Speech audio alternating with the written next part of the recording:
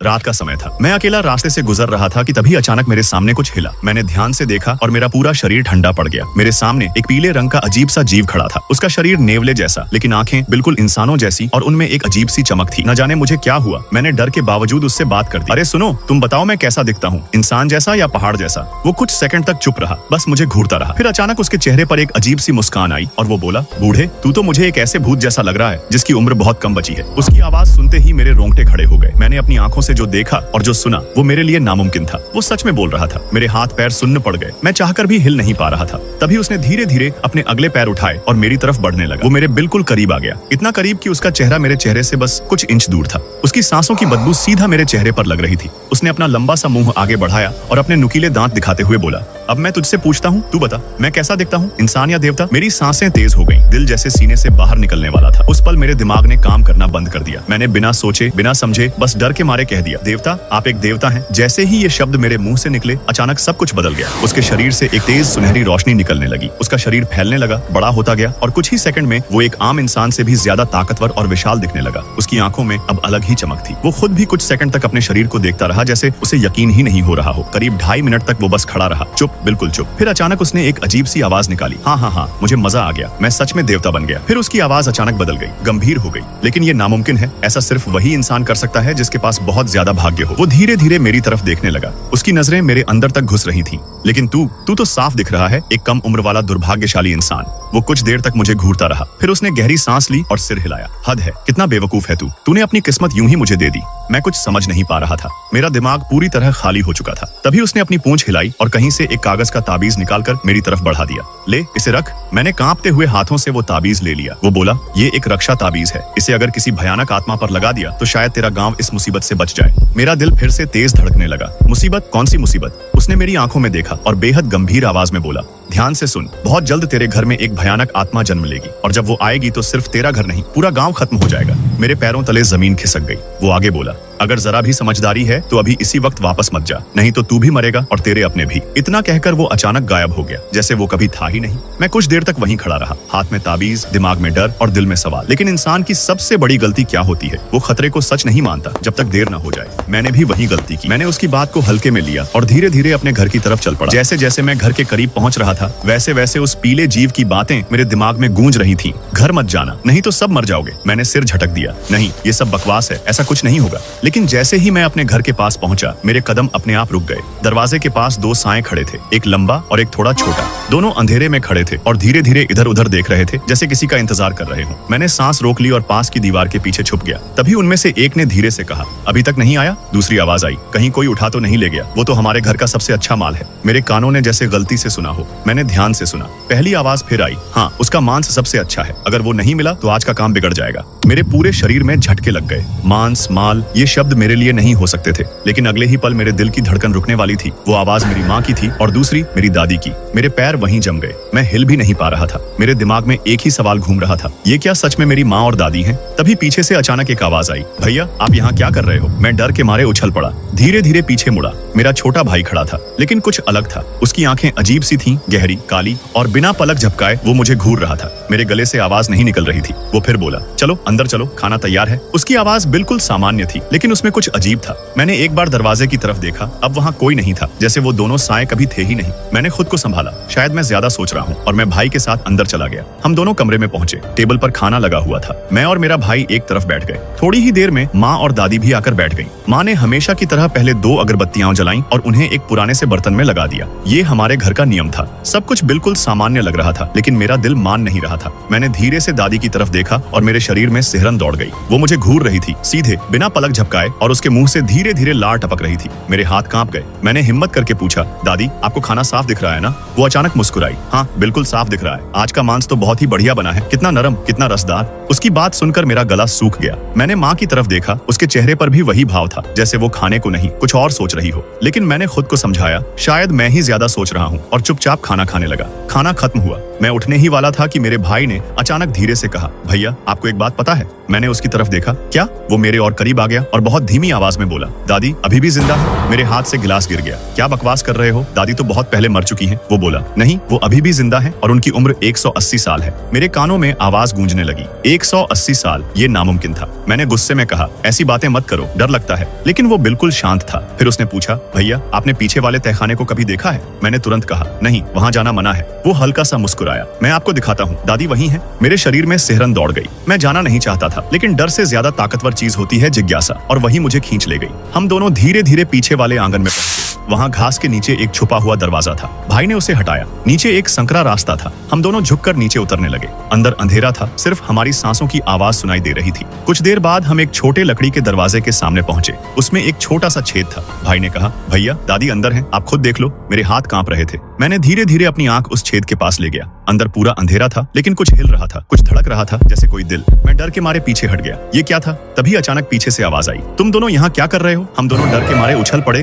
और बिना पीछे देखे भागते हुए ऊपर आ गए। मेरे दिल की धड़कन इतनी तेज थी कि जैसे सीने से बाहर निकल जाएगी। दिमाग पूरी तरह सुन्न हो चुका था। मैंने कांपती आवाज में कहा, ये क्या है? तू मुझे सच सच बता, आखिर हो क्या रहा है? मेरा भाई कुछ सेकंड तक चुप रहा, फिर धीरे धीरे मेरी तरफ मुड़ा। उसकी आंखें अब और भी गहरी लग रही थी। वो बोला, भैया अगर सच जानना है तो हिम्मत रखनी पड़ेगी। मेरे गले से आवाज नहीं निकल रही थी, फिर भी मैंने सिर हिला दिया। वो थोड़ा पास आया और फुसफुसाते हुए बोला, अगर इस घर में कोई भूत है तो वो दादी नहीं है। मैंने तुरंत पूछा, तो फिर कौन है? उसने मेरी आंखों में देखते हुए कहा, माँ। मेरे कानों में जैसे धमाका हुआ। क्या? ये क्या बोल रहा है तू? माँ भूत? मैंने हकलाते हुए कहा, तू पागल हो गया है क्या? ये सब मजाक अच्छा नहीं है। लेकिन उसके चेहरे पर जरा भी मजाक नहीं था। वो बिल्कुल शांत था। और फिर उसने वो बात कही जिसने मेरी पूरी दुनिया हिला दी, क्योंकि ये हमारी असली माँ है ही नहीं। मेरी सांस रुक गई। क्या मतलब? वो बोला, असली माँ मर चुकी है। मेरे पैर लड़खड़ा गए। नहीं, ये झूठ है, ऐसा नहीं हो सकता। लेकिन अगले ही पल उसने जो कहा उसे सुनकर मैं अंदर से टूट गया। मैंने खुद उसे मारा था। मेरी आंखें फट गईं। क्या? वो बिना रुके बोलता रहा। मैंने उसके शरीर के टुकड़े किए और उन्हें पेड़ के नीचे दफना दिया। बस कल रात की ही बात है। मेरे हाथ पैर कांपने लगे। तू पागल हो गया है? ये सब क्या बोल रहा है? वो बोला। मुझे भी समझ नहीं आया। सुबह जब वो उठकर खाना बना रही थी तो मुझे लगा कुछ तो गलत है। तभी समझ आया वो अब इंसान नहीं रही। मेरे कानों में सिर्फ एक ही आवाज गूंज रही थी, तेरे घर में भयानक आत्मा आएगी। जैसे ही मैं सोच में डूबा हुआ था, अचानक एक दिल दहला देने वाली चीख ने सन्नाटे को चीर दिया। मैं बुरी तरह घबरा गया। पूरा शरीर झटके से कांप उठा। ध्यान से सुना तो पता चला कि आवाज माँ और दादी के कमरे की तरफ से आ रही थी। वो बाहर आ गया। मेरे मुंह से बस इतना ही निकल पाया। मैं और मेरा छोटा भाई बिना देर किए खिड़की से कूदकर उसी कमरे की तरफ भागे। जैसे ही अंदर पहुंचे, देखा कि दादी जमीन पर घुटनों के बल बैठी हैं और बार बार अंदर की तरफ सिर पटक रही है। परदादी माफ कर दो, परदादी माफ कर दो। उनकी आवाज कांप रही थी। लेकिन तभी मेरी नजर जमीन पर पड़ी। मेरी माँ एकदम सीधी पड़ी हुई थी, बिल्कुल बेहरकत, जैसे उसमें जान ही न हो। उसका शरीर अजीब तरीके से मुड़ा हुआ था, चेहरा विकृत। मैं घबरा कर चिल्लाया, ये क्या हो गया? माँ को क्या हो गया? तभी अचानक दरवाजे पर जोर जोर से धक्के पड़ने लगे, धड़ाम धड़ाम। बाहर से लोगों की भीड़ का शोर, भागते कदमों की आवाजें और सब दादी का नाम चिल्ला रहे थे। चू दादी, दरवाजा खोलो, बहुत बड़ा अनर्थ हो गया। हमारे घर की बुजुर्ग औरत को अभी अभी किसी जानवर ने खा लिया। मेरे दादा के साथ भी यही हुआ। ये क्या चीज है आखिर? गांव के मुखिया ने कहा है कि ये बदला लेने आया कोई भयानक भूत है, लेकिन हमने तो कोई पाप नहीं किया। हम तीनों, मैं, मेरा भाई और दादी दरवाजा खोलकर बाहर आए। भीड़ बेकाबू थी। कोई चिल्ला रहा था, क्या वही चीज भागकर बाहर आ गई है? दादी रोते हुए बुदबुदा रही थी, हाय रे पाप, हर रोज उसे खाना खिलाते थे, फिर भी ऐसा कैसे हो गया? तभी एक आदमी चिल्लाया, मुखिया अब और मत छुपाओ, साफ साफ बताओ आखिर ये सब क्या है? गांव में एक साथ 7-8 लोग मर गए हैं। क्या चू दादी के घर में कुछ गड़बड़ है? तभी दादी गुस्से में बोली, चुप कर, अगर हमारा परिवार ये बोझ ना उठाता तो शायद तू पैदा भी ना होता। अगर कोई पाप है तो वो पूरे गांव ने मिलकर किया है। मरेंगे तो सब साथ मरेंगे। माहौल भारी हो गया। तभी गांव का मुखिया धीरे से बोला, गुस्सा मत करो, बात सच है और अब छुपाने का कोई फायदा नहीं। कई साल पहले गांव में भयंकर अकाल पड़ा था, खाने को अनाज नहीं था। तब एक अफवाह फैली कि जो बूढ़े 99 साल के हो जाते हैं वो परिवार की उम्र चूस लेते हैं और अगर उन्हें पहाड़ के उस गड्ढे में भेज दिया जाए जहां हुआंगदा सियान की साधना होती है तो उनका असर खत्म हो सकता है। मुखिया की आवाज भारी हो गई। तब गांव के कई लोगों ने अपने अपने बुजुर्गों को उस खाई में छोड़ दिया कुछ दिन के लिए, लेकिन जो भी वहां गया कभी वापस नहीं आया। धीरे धीरे लोग उन्हें लेने जाना ही बंद कर दिए। वहां जंगली जानवर भी बढ़ गए थे और इसी तरह एक एक करके दर्जनों बूढ़े गायब हो गए। कोई हादसा नहीं हुआ जब तक उसने गहरी सांस ली, जब तक चू दादी की माँ 1 महीने बाद खुद चलकर वापस नहीं आ गई। भीड़ में सन्नाटा छा गया। शुरू में तो वो बिल्कुल सामान्य थी, लेकिन धीरे धीरे वो जवान होने लगी। बाल काले हो गए, त्वचा मुलायम, लेकिन उनका व्यवहार अजीब हो गया। वो कम बोलती, कम चलती। फिर एक दिन वो पूरी तरह बदल गई, एक राक्षस बन गई और तब से उन्हें इसी घर में बंद रखा गया। सबकी सांसें अटक गईं। इस बार वही चीज बाहर निकल आई है और लोगों को मार रही है। कोई चिल्लाया, ये झूठ है, 80 साल हो गए उस बात को, हमें बेवकूफ बना रहे हो। तभी मैंने कांपते हुए हाथ उठाया। सबकी नजरें मेरी तरफ मुड़ गईं। मैंने हिम्मत करके कहा, मैंने आज रास्ते में एक आत्मा को देखा, वो बोल सकता था। उसने मुझे एक ताबीज दिया और कहा कि अगर इसे उस भूत पर चिपका दें तो हमारा गांव बच सकता है। भीड़ में खुसर पुसर शुरू हो गई। कोई हंस पड़ा, भूत तुम्हें क्यों देगा ताबीज, मुखिया को क्यों नहीं? ये कोई खेल है क्या? कुछ लोग डरकर पीछे हटने लगे। मैं तो जा रहा हूँ, जो करना है है करो, मैं सुबह होते ही शहर चला जाऊंगा। माहौल बिखरने लगा, लेकिन तभी मुखिया ने हाथ उठाकर सबको शांत किया। चाहे सच हो या झूठ, हमें कोशिश करनी होगी। कुछ जवान लोग मेरे साथ चलेंगे, हम नीचे जाकर देखते हैं। दादी रास्ता दिखाने लगी। हम सब फिर उसी तहखाने में उतरे। अंधेरे में सांसें भारी थीं। जल्द ही हम उस लकड़ी के दरवाजे तक पहुंच गए। दादी कांपते हाथों से चाबी लगाने लगी। माँ, मैं जानबूझकर नहीं कर रही, माफ करना। जैसे ही दरवाजा खुला, सबकी चीख निकल गई। अंदर पूरा कमरा काले जाल जैसी नसों से भरा था। मोटी मोटी शाखाएं दीवारों से लिपटी हुई थी और एक अजीब सी धड़कन की आवाज गूंज रही थी। किसी ने डरते हुए पूछा, ये दिल की धड़कन जैसी आवाज क्यों आ रही है? मैंने कांपते हुए कहा, वो मेरी परदादी का दिल है, उसी डिब्बे में, और ये सब उसकी नसें हैं। मुखिया ने मेरी तरफ हाथ बढ़ाया। ताबीज दे, मैं चिपकाता हूँ। पीछे खड़े लोग हथियार संभाल कर तैयार हो गए। मेरा दिल तेजी से धड़क रहा था, जैसे कोई अनहोनी होने वाली हो। मैंने हिचकते हुए कहा,